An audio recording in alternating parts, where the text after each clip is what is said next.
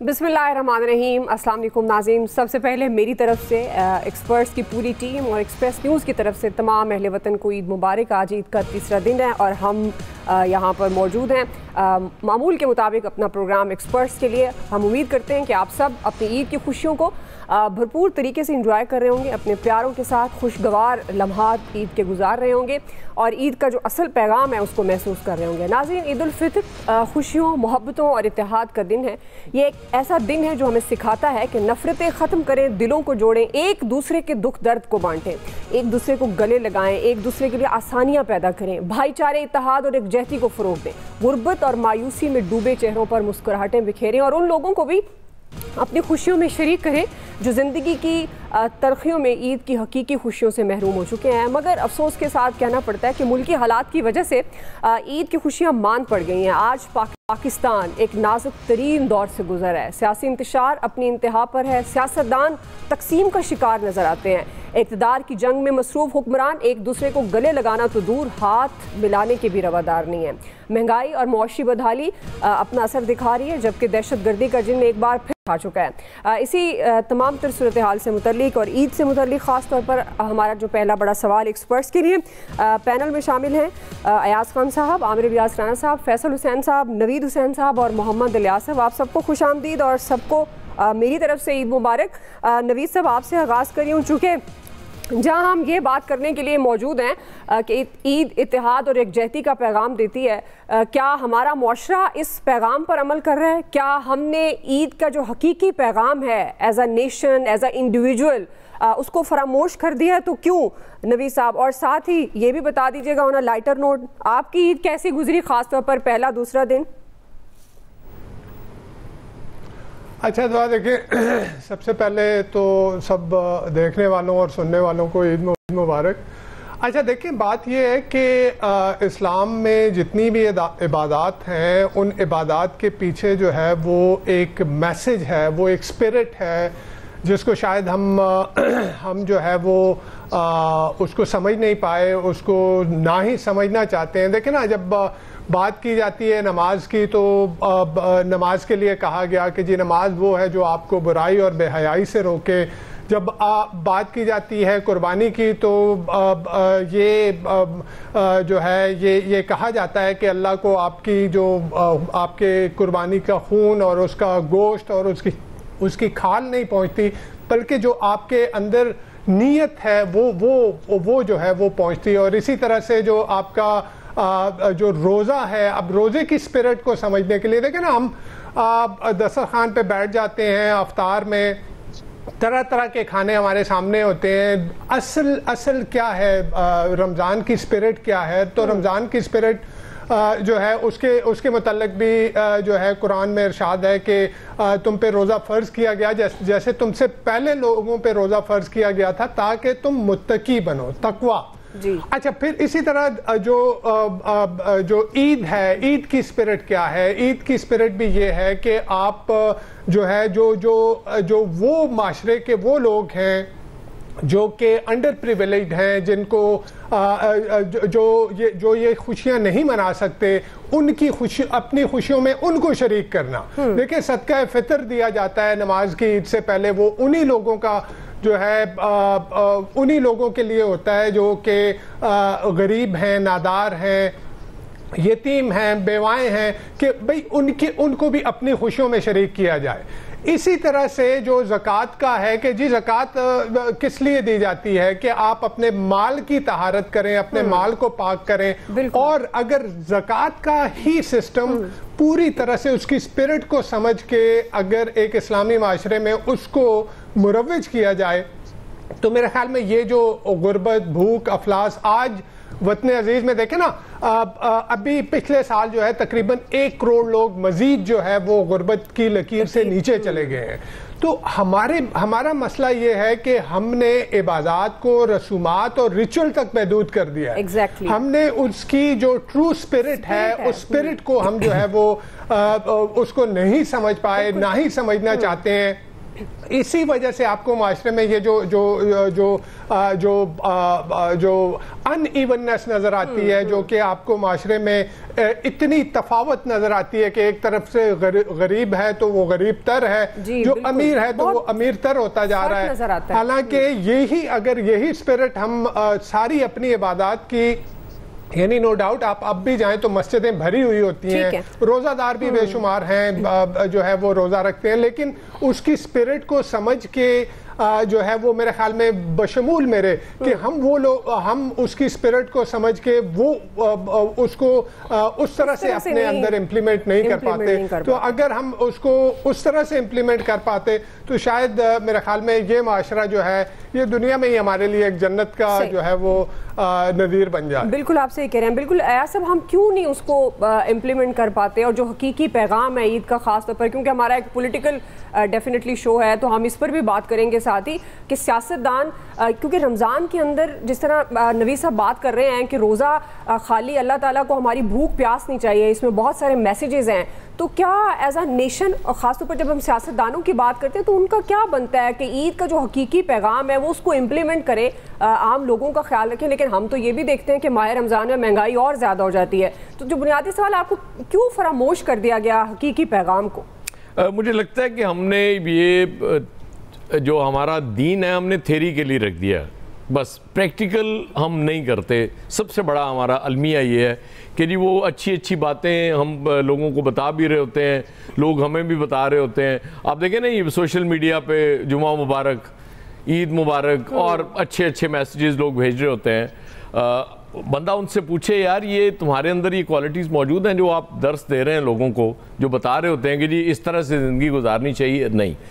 نماز کی بات اگر آپ کریں تو نماز پڑھنے کا کہیں بھی ذکر نہیں ہے، نماز کے قیام کا ذکر ہے. اس کا مطلب یہ ہے، دیکھیں جو بھی عبادت ہے، جیسے روزے کی بات کر رہے تھے نوید صاحب، جب آپ کو بھوک لگتی ہے روزے کے دوران، جب تو آپ کو فیل ہونا چاہیے کہ دنیا میں کتنے لوگ ایسے بھی ہوں گے جنہیں خوراک میسر نہیں ہے، وہ بھوکے سوتے ہوں گے یا بھوک سے بلبلاتے ہوں گے، لوگوں کے لیے صاف پانی پینے کا میسر نہیں ہے، اور آپ کو اللہ نے ہر نعمت جب دی ہوتی ہے تو پھر آپ یہ کیسے فراموش کر سکتے ہیں کہ میرے ہمسائے ہیں اور غریب لوگ ہیں، ایون آپ کے ریلیٹیوز ہیں، رشتہ دار ہیں. اور زکوٰۃ کا کانسیپٹ بھی یہی ہے کہ زکوٰۃ آپ یہ دیکھیں نا، جو ٹیکس گورنمنٹ جمع کر رہی ہوتی ہے، میرے خیال میں اگر ہر مسلمان زکوٰۃ دینی شروع کر دے تو کسی ٹیکس کی اور کی ضرورت ہی نہیں رہے گی، کیوں اتنے پیسے اس سے یقین کریں آپ کو آ جائیں گے. لیکن یہاں مسائل اور ہیں. ہم مسلمان، بالکل کسی نے ٹھیک کہا تھا کہ مسلمان ادھر ہیں، اسلام آپ کو یورپ میں نظر آتا ہے، ان کے سسٹم میں نظر آتا ہے، ان کی سوشل سیکیورٹی میں نظر آتا ہے. یہ غالباً ناروے یا سویڈن کا وہ لا ہے نا جسے عمر لا کہتے ہیں، وہ جو سوشل سیکیورٹی کا کانسیپٹ انہوں نے وہ کہاں سے لیا؟ حضرت عمر سے لیا. تو یہ عمل درآمد ہم نہیں کرتے. آپ نے بات کی رمضان میں بہت زیادہ مہنگائی ہو جاتی ہے، اس کی وجہ یہ ہے کہ وہ تاجر یہ سمجھتا ہے کہ میں جاؤں گا ایک عمرہ کروں گا، اس کے بعد حج کر کے آؤں گا اور میرے سارے گناہ بخش دیے جائیں گے، معاف ہو جائیں گے، میں بالکل کلین سلیٹ ہو جائے گی، اور اس کے بعد پھر میں آگے دوبارہ اس طرح کی چیزیں کر سکوں گا.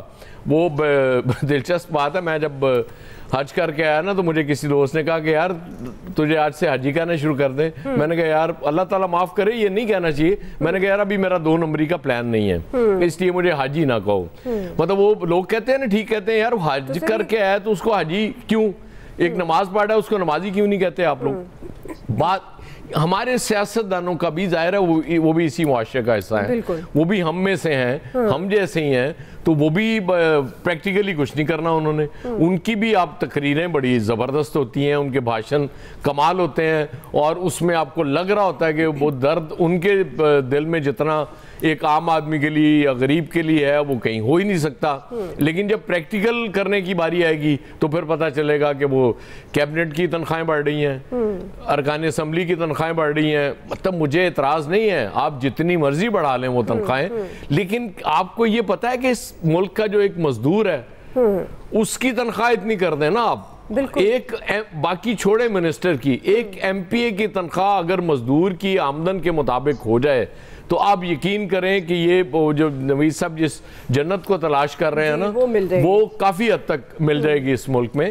لیکن یہ عام آدمی کا سوچے تو پھر نا, ان کو تو مسئلہ یہ ہے کہ یہ آتے ہیں حکمرانی کرنے کے لیے, اس کے بعد آپ کو پتہ ہی ہے ان کی پوری دنیا میں بزنسز بھی ہیں, جائیدادیں یہاں چلے جاتے ہیں وہاں پہ, اور ہم اور آپ پھر ہم نے یہی رہنا ہے, بالکل کہاں جانا, اور کڑتے رہنا اور اسی طرح باتیں کرتے رہنا. جی عامر صاحب عید کے اس موقع پر مذہبی فریضے کے ذریعے جو ہمیں بہت سارے میسیجز جس کے اندر چھپے ہیں, بھائی چارے کو کیسے فروغ دیا جا سکتا ہے, خود ایز اے نیشن بھی, ایز اے انڈیویجول بھی, اور یہ جو ہم بار بار اپنے پروگرام میں بھی آواز اٹھاتے ہیں کہ یہ وقت ہے سیاستدانوں کو تمام اپنی اناؤں کو سائیڈ پر رکھ کر, اپنے مفادات کو سائیڈ پر رکھ کر ایک دوسرے کے گلے ملنا چاہیے, بیٹھ کر بات کرنی چاہیے جو ملک ریاست کے لیے بھی فائدہ مند ہے. دیکھیں اس دفعہ ہماری تو عید سٹارٹ ہی چونکہ والدہ کی ڈیتھ کے بعد پہلی دفعہ ہوئی, تو سارے لوگوں کا دعا کرنے کا ہی تھا کہ اللہ تعالیٰ ان کو غریق رحمت کرے, اور سارے لوگ اس طرح ہی آئے. اور ہمارے بکھر شہر میں بالکل یہ روایت موجود ہے کہ جہاں پہ بھی عید ہو یا مطلب بقرہ عید میں تو ظاہرہ قربانی پہلے ہو جاتی ہے, تو سب لوگ ایک دوسرے کے گھروں میں جاتے ہیں جہاں پہ تعزیت کرنی ہوتی ہے کہ جو بھی لوگ فوت ہو چکے ہوتے ہیں اس سال میں. یہ رواداری کم از کم ہمارے شہر میں موجود ہے, ابھی تک برقرار ہے.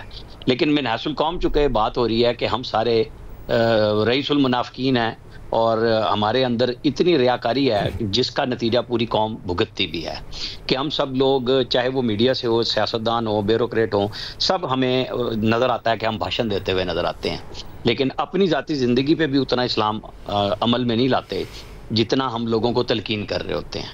صفائی دیکھیں پوری دنیا میں, ہماری تو یہ حدیث ہے نا کہ نصف ایمان ہے, تو یہاں پہ جتنا گند ہم پھیلاتے ہیں بطور مسلمان معاشرہ شاید ہی کوئی دنیا میں کرتا ہو, کہ غلاظت کی انتہا پہنچی ہوئی ہوتی ہے. کسی کی خوشی کو خراب کرنا ہو, دوسرے کے گھر کے سامنے کوڑا پھینکنا یہاں پہ سب سے بڑا آسان کام ہے.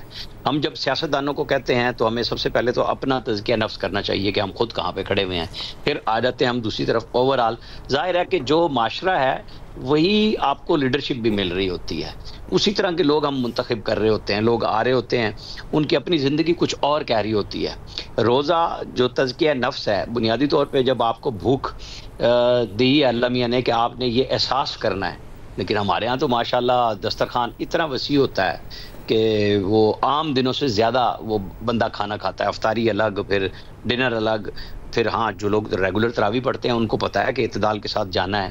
ہم تراویحوں کا اہتمام بے شمار لوگ کرتے ہیں لیکن زیادہ اکثریت نہیں کرتی, اور جس کی وجہ سے یہی کھانا ہے. پھر ایک عرب کلچر تو ہوگا ان کا اپنا کہ بھئی رات کو وہ جاگتے ہیں, دن میں سوتے ہیں. ہمارے یہاں بھی اب یہ آہستہ آہستہ تمام تقریباً شہروں میں بڑوں میں تو یہ شروع ہو گیا ہوا ہے کہ لوگ رات کو بس ٹھیک ہے جی جاگنا ہے, گپ شپ کرنی ہے, سحری کھانی ہے اور سو جانا ہے, اور سارا دن اسی طرح گزارنا ہے. تو یہی بسیار خوری بھی بڑھ رہی ہوتی ہے, پھر توندیں بھی نکلی ہوئی ہوتی ہیں, پھر صحت بھی خراب ہوتی ہے. تو اس صحت میں اس ملک کا بھی بیڑا غرق ہوا ہے, کیونکہ سب کا حال ایک ہی جیسا ہے کہ ہم سب من حیث القوم ایک ہی جیسا رد عمل بھی دیتے ہیں. اللہ تعالیٰ ہمیں توفیق دے کہ ہم جو بات کہتے ہیں اس کو سب سے پہلے اپنے اوپر عمل کرنے کے لیے لائیں, پھر لوگوں کے ساتھ بات کریں. شاید ہم کبھی کوئی اچھا معاشرہ بن جائے, لیکن فی الحال تو کوئی ایسی توقع نظر نہیں آ رہی. جی فیصل, یہ دو عملی کیوں؟ ہم کہنے کو مسلمان بھی ہیں, ہم مذہبی رسومات پر عمل درآمد بھی کرتے ہیں اور بڑے ذوق و شوق سے کرتے ہیں, لیکن ہمارے اندر وہ جو ٹرو اسپرٹ کی بات نوید صاحب بھی کہہ رہے تھے وہ کیوں ناپید ہو گئی ہے؟ دعا اصل میں اللہ پاک نے پاکستان کی شکل میں ہمیں جنت عطا فرمائی, اور ہم نے بڑی محنت سے اس کو دوزخ بنا دیا. یہ پاکستان تو اس کو تو ایک اللہ کا انعام سمجھا جاتا ہے نا, کہ کون سا ایسی اچھا عمل ہے جس سے زندگی یا دنیا حسین ہوتی ہو, وہ اس پاکستان میں موجود نہ ہو. وہ علاقہ ہو, وہ موسم ہو, وہ پہاڑ ہو, وہ سمندر ہو, وہ دریا ہو, دنیا کے جو بھی جن چیزوں سے وہ خطہ حسین ہوتا ہے, وہ تمام چیزیں بدرجہ اتم جو ہے اس ملک میں موجود ہیں. لیکن ہم لوگوں نے اپنے عمل سے اس کو جو ہے جنت کے ٹکڑے کو جو ہے نا وہ دوزخ بنا دیا. تو یہ ظلم تو ہم نے اپنے ساتھ کیا ہے, کسی اور نے نہیں کیا. اگر آج پاکستان میں بربادی ہے, بہت آسان ہے کہ اس کا الزام کسی اور پہ لگا دیا جائے. ہم میں ہر شخص جو ہے نا وہ حسب توفیق جو ہے نا وہ عیار و مکار ہے. ہر شخص جس کی جتنی توفیق ہوئی اس نے اس ملک کا اتنا ہی کام اتارا ہے, انفرادی حیثیت میں بھی اور اجتماعی حیثیت میں بھی. ہمارے میں صبر نہیں ہے, ہمارا یقین کمزور ہے, ہمارے پاس استقامت نہیں ہے، ہمارے پاس جو ہے اہتمام نہیں ہے، ہم بے صبرے لوگ ہیں. اب کھانا کھا رہے تو کھائے چلے جائیں گے. اب شادیوں میں دیکھیں باقاعدہ جب کھانا نکلتا ہے تو باقاعدہ حملہ ہوتا ہے، دشمن ملک کی قوتیں کسی بھی حملہ کر دیتی ہیں. جتنا کھانا لوگ کھاتے نہیں ہیں اس سے زیادہ کرتے ہیں. یہ کیا ہے؟ یہ بے صبری ہے، یہ ندیدہ پن ہے جو ہماری انفرادی زندگیوں میں بھی نظر آتا ہے اور ہماری اجتماعی زندگیوں میں بھی جو ہے نا وہ ہمیں نظر آتا ہے. مجھے 3 وقت کی روٹی مل رہی ہے، جیسے وہ ایاز صاحب نے بولا کہ بہت سے لوگوں کو نہیں مل رہی. میں اس پہ مطمئن نہیں ہوں. میں سوچ رہا ہوں کہ میرے پاس بنگلہ کیوں نہیں ہے. جس کے بعد بنگلہ ہے وہ سوچ رہا ہے میرے پاس محل کیوں نہیں ہے.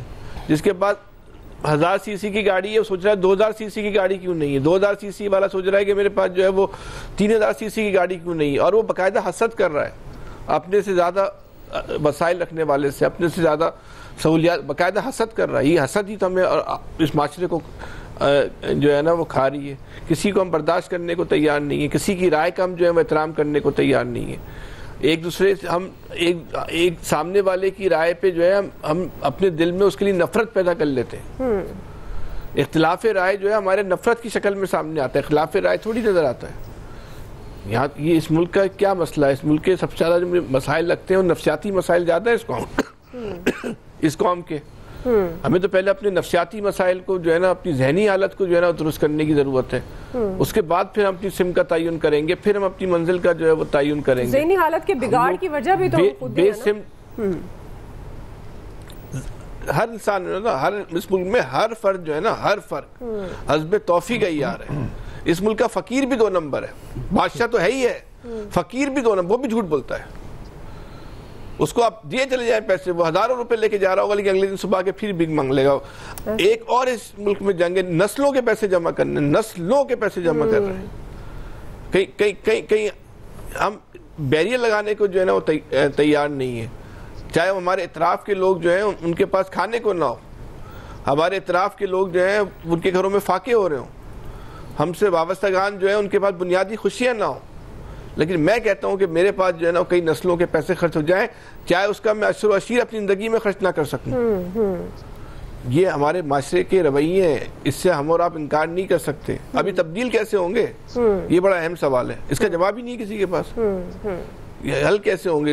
اتنا بڑا جو سماجی بگاڑ ہے اس کے لیے جس سماجی انقلاب کی ضرورت ہے اس کی تو ابھی کسی نے بنیاد ہی نہیں رکھی اس معاشرے میں. تو یہ رویے کیسے؟ یہ رویے دن بدن جو ہے وہ ایک دیو ایکل پہاڑ بنتے چلے جا رہے ہیں، بڑھتے چلے جا رہے ہیں، ان میں کہیں کمی نہیں آ رہی. ہم اپنی زندگیوں میں ہر روز جو ہے وہ نیگیٹو نقطہ نظر سے جو ہے ایک قدم آگے بڑھ جاتے ہیں. بالکل بالکل. تو اس کے اثرات جو ہیں پھر ہماری ریاست پہ بھی پڑتے ہیں، ہمارے مجموعی معاشرے کے اوپر بھی پڑتے ہیں، ہماری معیشت کے اوپر بھی پڑتے ہیں. ایسے ہی ہے، کوئی ایسا شعبہ زندگی نہیں ہے جس کے اوپر جو ہے ہماری انفرادی زندگیوں کے جو ہے وہ اثرات نہیں پڑتے. اسی لیے ہمیں یہ حکمران بھی ملتے ہیں. صحیح. جب میں خود ٹھیک نہیں ہوں تو میرے پاس تو یہ حق ہی نہیں پہنچتا کہ میں کسی اور کو بولوں کہ بھائی تم ٹھیک ہو جاؤ. اصل بات یہ میں ماننے کو تیار نہیں ہوں. اصل بات ہے کہ ہم خود خراب ہوتے ہیں، غلط ہوتے ہیں. لیکن میری خواہش یہ ہے کہ آپ جو ہے نا متقی اور پرہیزگار بن جائیں. آپ نے متقی اور پرہیزگار بننا ہے، لیکن میں اپنے آپ کو جو ہے نا وہ ٹھیک نہیں ہوں. میں جو ہے وہ حضور پاک کی سنتوں پہ عمل کرنے کو تیار نہیں ہو رہا ہوں، لیکن سامنے والے سے یہ ہے کہ اس نے جو ہے متقی بن جائے. ہم اپنے فرائض ادا نہیں کر رہے، اگر فرائض بھی ادا کر رہے ہیں تو اس میں منافقت بہت زیادہ آ گئی. الیاس صاحب، جو عید کا اصل پیغام ہے کیوں ہم نے اس کو فراموش کر دیا؟ بھائی چارے کا درس دیتی ہے، ایسے مذہبی رسومات بڑا اچھا موقع ہوتا ہے کہ ہم رنجشیں بھلا کر آگے بڑھیں، لیکن کیوں یہ کمی کیوں ہے ایز اے قوم بھی اور ایز اے فرد بھی ہمارے اندر؟ دیکھیے ہم مسلمان ہیں، بالکل عید کے موقع پر جو اس میں یہ ہے کہ تقوی کی بنیاد اور آپس میں بھائی چارے کی اور اس طرح کی فضا پیدا کرتی ہیں. رمضان میں دیکھیں آپ لوگ جو بھی نہیں ہے ایک دوسرے کو بانٹتے ہیں، ایک دوسرے سے ملتے ہیں، کرتے ہیں، زیادہ سے زیادہ کوشش کرتے ہیں کہ جن لوگوں کے پاس نہیں ہے ان لوگوں تک پہنچایا جائے. اور یہ ایک بڑی مثال ہے کہ اتنی بڑی جو ہوتی ہے کہ لوگوں میں آپس میں ان کی کوشش ہوتی ہے، یہ بس صرف ہے کہ ان کو وہ ثواب حاصل کریں. یہ ایک دن کے لیے نہیں ہونا چاہیے، یہ بلکہ ساری زندگی، بلکہ اس کو اپنی زندگی کا حصہ بنانا چاہیے. اور ہمارے ہاں یہ ہے کہ لوگوں کی دین سے دوری ہے، جیسے فیصل بھائی کہہ رہے، سب کہہ رہے کہ دین سے دوری ہونے کی وجہ سے وہ بھول جاتے ہیں کہ صرف رمضان کے مہینے میں سب کو مسجدیں بھی یاد آ جاتی ہیں اور ویسے بھی یاد آ جاتا ہے کہ سب لوگوں کی کرنی جی ان کو دینا، جن کے پاس نہیں ہے ان کو اپنے حصے میں سے دینا ہے. حالانکہ سب کو پتہ ہے کہ جب اللہ تعالیٰ کے ساتھ کاروبار کریں گے تو اللہ تعالیٰ اس میں برکت بھی دیتا ہے سب کو، سب لوگوں کو ملتا ہے. اور جو عید کی نماز ہوتی ہے اس میں دیکھیں سب لوگ اپنے اختلافات بھلا کے آپس میں گلے ملتے ہیں اور آپس میں یہ کرتے ہیں. تو جو ہے کہ ایک دوسرے کے لیے جا کے ان سے بات چیت بھی، اور اس ٹائم جو گلے ملنے کی مثال ہے کہ اپنے اختلافات بھلا کے سب سے بھائیوں سے مل لیں. لیکن یہ جو ہے اختلافات صرف ایک دن کے لیے نہیں بلانے بلکہ زندگی بھر بلانے. آپس میں سیاسی میدان میں بھی اس مسئلے کو حل کرنا چاہیے تاکہ جو بھول کے کہ جی اللہ تعالیٰ کے احکامات پر جو عمل درآمد کرنا ہے تو اس کے مطابق ہی ہم نے آگے لے کے چلنا ہے سارے چیز کو، معاملات کو. لیکن یہ چیزیں وہ سب بالکل اسی طرح کہہ رہے ہیں. پھر آج کے بعد دیکھیے گا رمضان میں بالکل جی وہ کہتے ہیں کہ نا بالکل سب بھول جاتے ہیں، 2 نمبری نہیں ہوتی. انہی دنوں میں سب سے زیادہ 2 نمبری آپ نے دیکھا، سب سے قیمتیں بھی بڑھا دی جاتی ہیں، کم تولا جاتا ہے. جہاں نفسا نفسی کا دور ہو جاتا ہے، جتنا مار سکتے ہیں مار سکتے ہیں. آپ بالکل صحیح کہہ رہے ہیں. کوئکلی صاحب ایک بریک، چھوٹی سی بریک سے ہم واپس آئیں گے.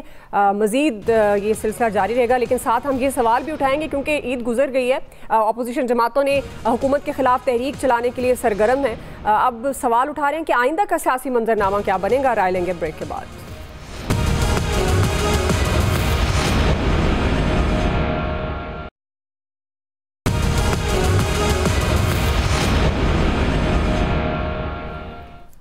ویلکم بیک ناظرین. عید گزر گئی، ملک میں ایک بار پھر سیاسی درجہ حرارت بڑھنے کا امکان ہے. اپوزیشن جماعتوں نے ایک بار پھر سڑکوں پر آنے کے لیے کمر کس لی ہے. تحریک انصاف بانی پی ٹی آئی کی رہائی اور حکومت کے خلاف تحریک چلانے کے لیے سرگرم ہیں، اور اپوزیشن جماعتوں کی گرینڈ الائنس کے لیے سر توڑ کوششیں ہو رہی ہیں. پی ٹی آئی کے کئی رہنما یہ دعویٰ کرتے نظر آ رہے ہیں کہ گرینڈ الائنس کے حوالے سے جلد خوشخبری ملے گی.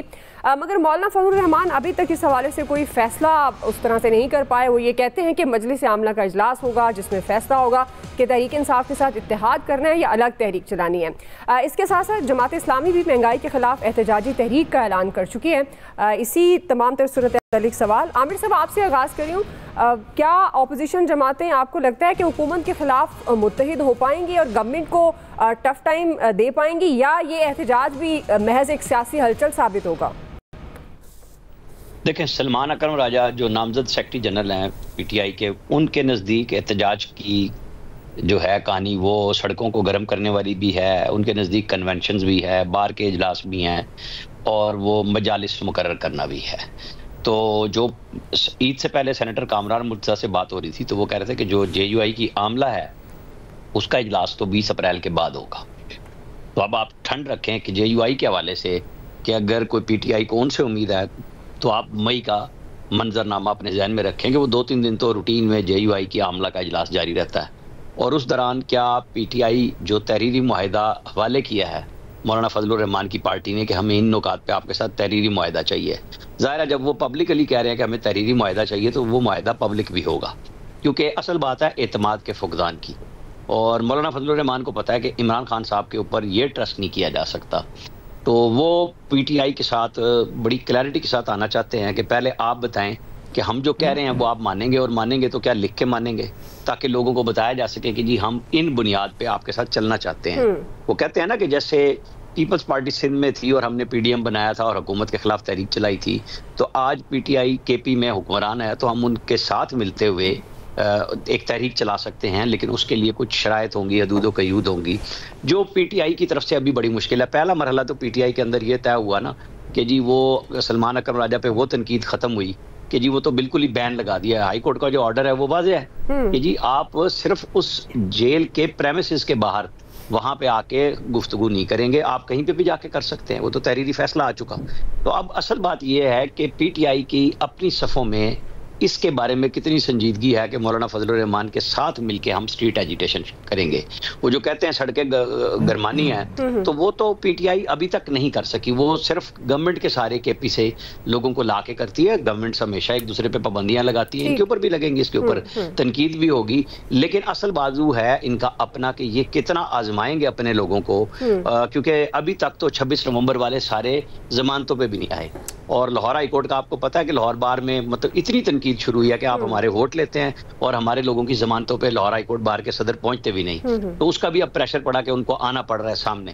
تو یہ چیزیں ابھی ٹائم لگے گا میرے حساب میں تو تحریک کو ان کو سیٹ کرتے ہیں. جی صاحب آپ کو کیا لگتا ہے آئندہ آنے والے دنوں میں سیاسی منظرنامہ کیا ہو سکتا ہے؟ کیا مولانا اور پی ٹی آئی ایک ساتھ مل کر میدان میں ہمیں نظر آئیں گے اور گورنمنٹ کی خاص طور پر کیا حکمت عملی ہوگی؟ ایک تو یہ ہے کہ وہ 26 نومبر کے بعد اب اگر اپریل میں بھی نہیں کہ مئی میں جا کے اگر کوئی اس طرح کی تحریک شروع ہوتی ہے اور وہ بھی مولانا کے ساتھ اگر ان کی وہ بات بن جاتی ہے.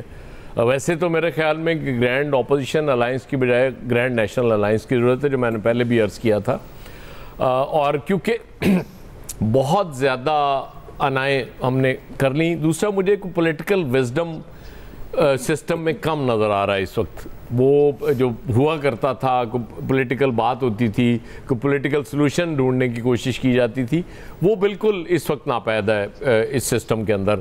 وہ لگتا ہے کہ جی بس وہ پی ٹی آئی والے لگتا ہے کہ جی انہوں نے حکومت کی ایسی کی تیسی مار دھاڑ پہ یقین رکھ رہے ہیں. وہ حکومت کہتی کہ جی ہم نے بھی نہیں چھوڑنا، جو مرضی ہو جائے. اور اب تو اللہ کے فضل سے پیکا ایک ایسا وہ آ گیا ایک قانون حکومت کے ہاتھ میں کہ وہ یہ اس پہ بھی لگ سکتا ہے کہ وہ الیاس صاحب کو لیفٹ پہ بیٹھنا چاہیے تھا، میں لیفٹ پہ کیوں بیٹھ گیا، اس لیے بھی مجھ پہ وہ پیکا وہ لگ سکتا ہے اور مجھے گرفتار کیا جا سکتا ہے کسی وقت بھی.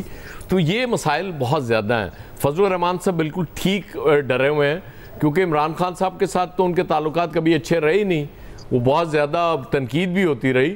جن کے ساتھ بہت اچھے تعلقات تھے ان کے، جن پہ بہت زیادہ اعتماد تھا ان کا مولانا فضل الرحمان کا، انہوں نے جو ان کے ساتھ کی اس کے بعد تو پھر آپ کو پتہ نا وہ کہتے ہیں دودھ کا جلا چھاچھ بھی پھونک پھونک کر پیتا ہے. وہ تو مولانا کی وہ حالت ہوئی بھی ہے کہ جن لوگوں پہ اعتماد کر کے وہ انہوں نے اتنا کچھ کیا، انہوں نے ہی ڈش کر دیا، دھوکہ دے دیا. تو پھر عمران خان صاحب کے ساتھ تو ان کی کبھی بنتی نہیں ہے.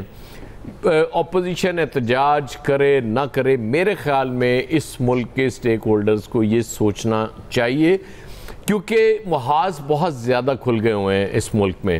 اتنے محاذ میں وہ جو نازک ترین دور آپ کے انٹرو میں بھی تھا اور ہمیشہ سے سنتے ہیں، میں تو کم از کم جب سے میں نے جرنلزم جوائن کی ہے میں تو یہ نازک دور سے باہر نہیں نکل سکا کیونکہ ہر دور میرے حساب سے اس ملک میں نازک ہی رہا ہے.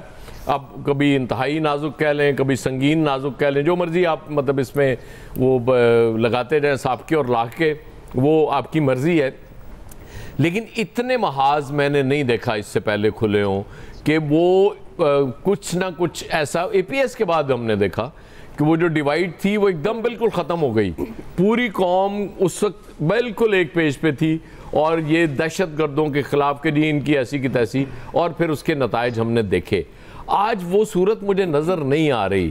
وہ صورت پتہ نہیں کیوں میرے ملک کے پالیسی سازوں کو نظر نہیں آ رہی، اس ملک کے چلانے والوں کو کیوں نظر نہیں آ رہی. اللہ کرے ان کو نظر آ جائے. جس دن ان کو نظر آ جائے دعا، میں دعوے سے کہتا ہوں کہ چیزیں بہتر ہونا شروع ہو جائیں. صحیح ہے جی. کوئکلی ناظرین ہم بریک لے سے واپس آئیں گے، اسی پر بات کریں گے. فیصل صاحب، نوید صاحب اور الیاس صاحب کا ٹیک لیں گے، ہمارے ساتھ کریں گے.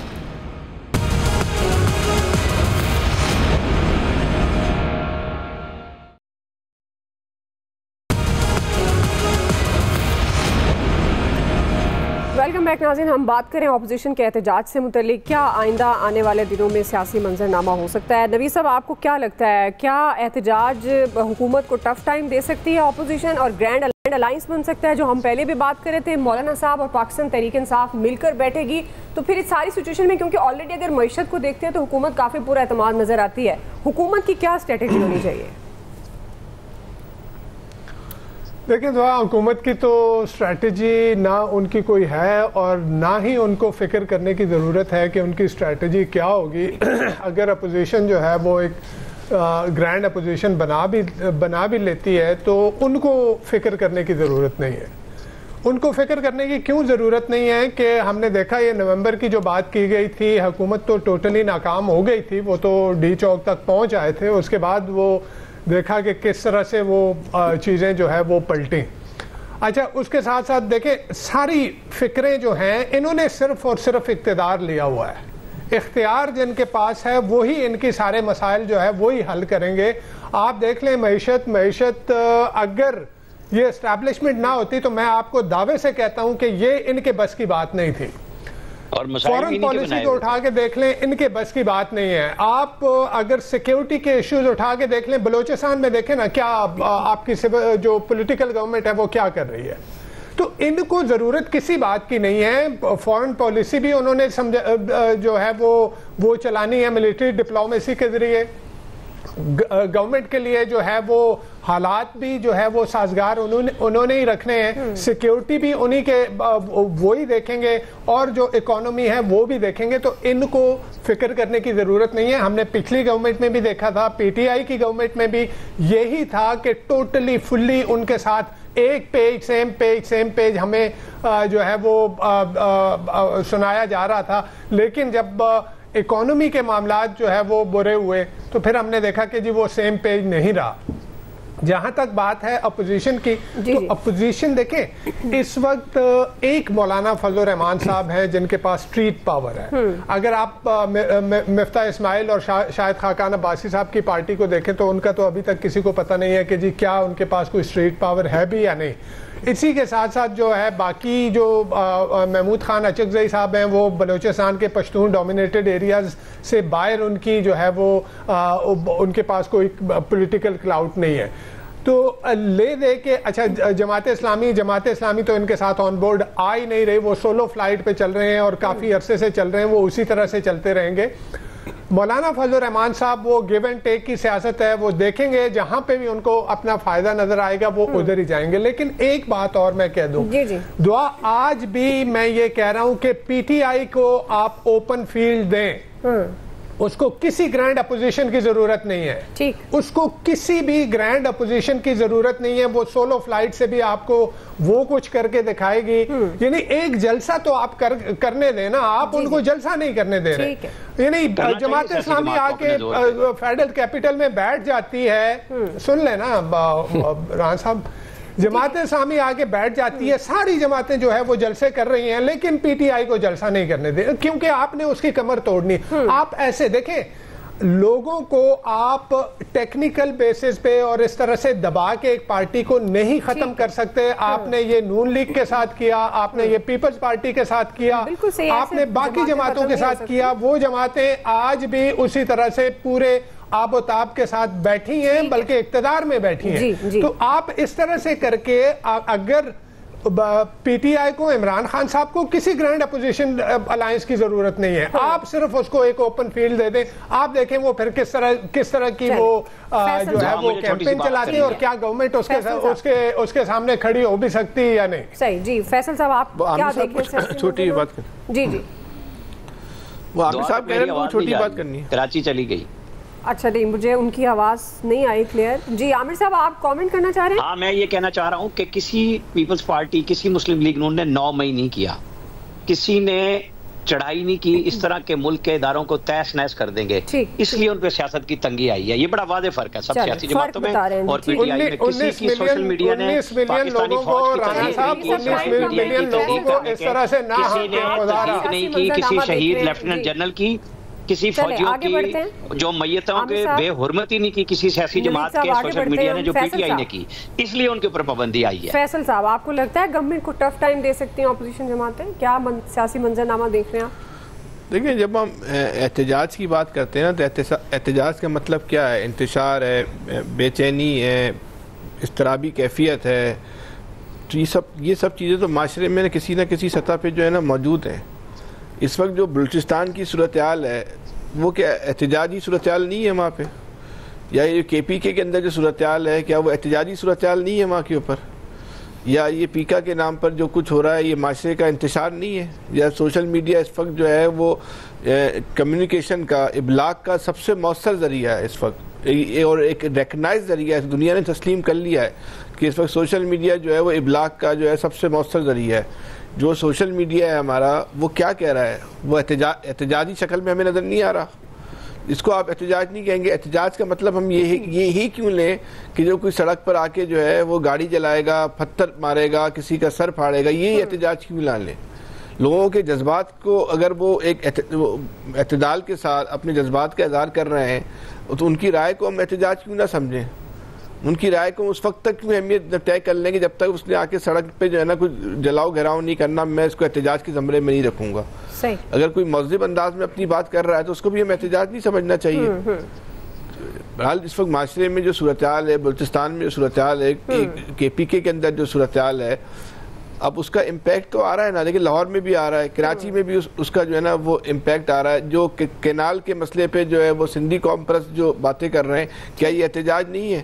آپ مجھے بتائیں کہ پاکستان کا وہ کون سا علاقہ ہے جہاں صورتحال جو ہے مکمل طور پہ جو ہے وہ پرامن ہو، جہاں کے لوگوں کے ذہنوں میں انتشار اور اضطرابی کیفیت نہ ہو؟ تو اور احتجاج کیا ہوتا ہے؟